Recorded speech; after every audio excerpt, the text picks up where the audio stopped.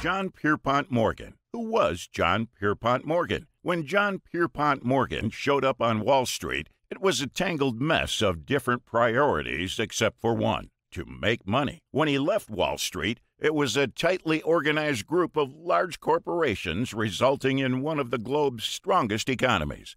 Much of Wall Street's advancement between the end of the 20th and the start of the 21st was due to J.P. Morgan's impact and the expertise he utilized.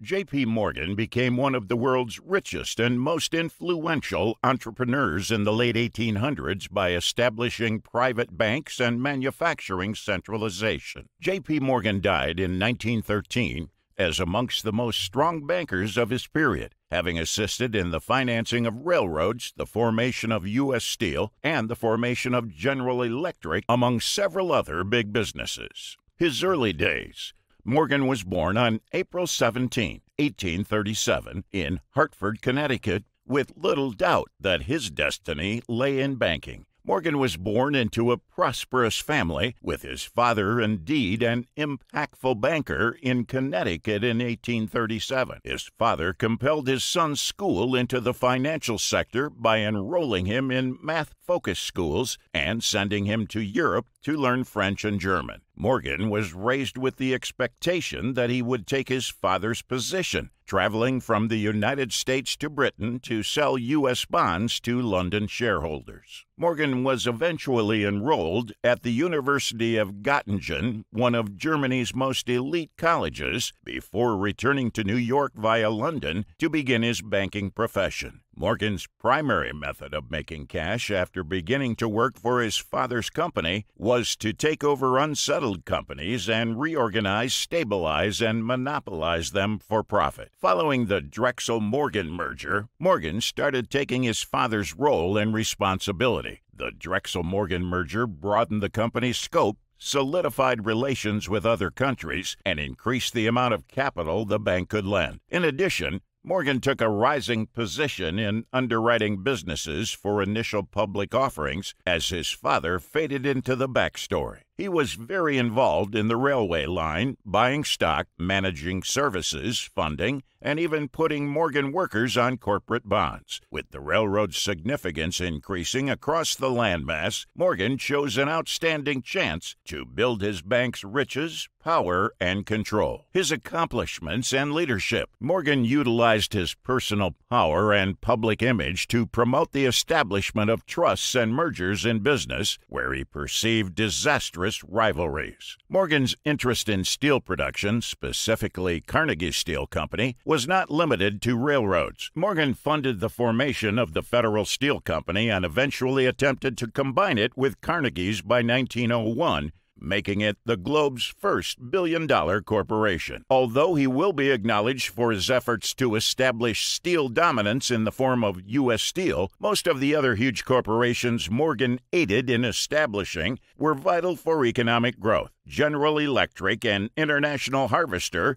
now Navistar International, aided the technical advancement of the United States as well as the agriculture industry. Morgan was frequently blamed for suffocating his rail holdings. Morgan's power and privilege were far greater than his real wealth. Without the assistance of the expanding finance industry, Morgan Bank simply did not have the amount to underwrite community packages or manage bond troubles. When times were tough, Morgan was alleged of stifling the economic system. Morgan's confidential power came at a cost, a very high cost. Morgan's rise to authority was marked by a series of significant financial clashes. In 1869, he took over the Albany and Susquehanna Railroad from Jay Gould and Jim Fisk, led the syndicate that broke Jay Cook's government financing special rights, and shortly became profoundly interested in designing and funding a railroad empire through reorganizations and restructurings throughout the United States. He brought up large sums of money in Europe, but instead of just managing the money, He helped the railroads reorganize and become more efficient. He struggled against traders seeking speculative revenues and envisioned a coordinated transport network. He reorganized the New York, West Shore, and Buffalo Railroad in 1885 and leased it to the New York Central. He reorganized the Philadelphia and Reading in 1886 and the Chesapeake and Ohio in 1888. After Congress managed to pass the Interstate Commerce Act in 1887, Morgan convened conferences in 1889 and 1890 that helped bring together railroad leaders to assist the sector adopt the current rules and write contracts for the upkeep of general populace, sensible, uniform, and stable rates. The meetings were the first of their type, and they opened the path for the fantastic restructurings of the early 20th century by creating a network of interest among competitive lines. John's drive to create the efficient railroad system led to the developments of intercontinent travel, trade,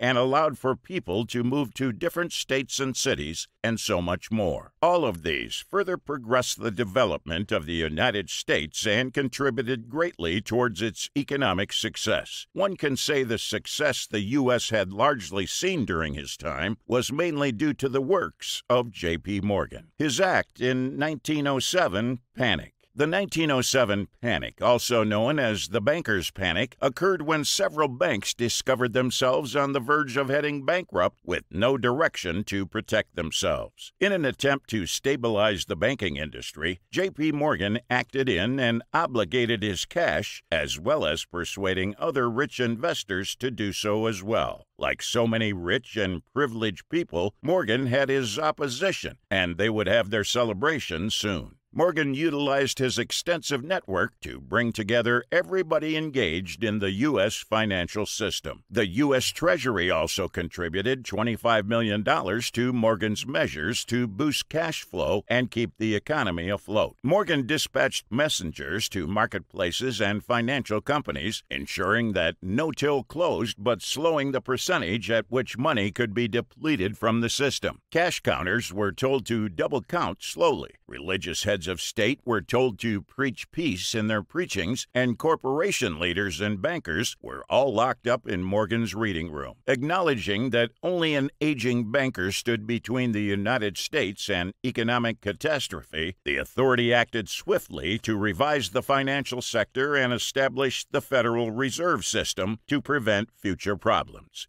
On March 31, 1913, the champion of the 1907 panic, an accused Wall Street kingpin, ended up dead in a hotel suite in Rome. So this is all for today's video. We hope you found this video informative. Also, tell us what more you want from us in our upcoming videos. Please give this video a big thumbs up and subscribe to our channel for more future videos. See you in the next video. Till then, bye.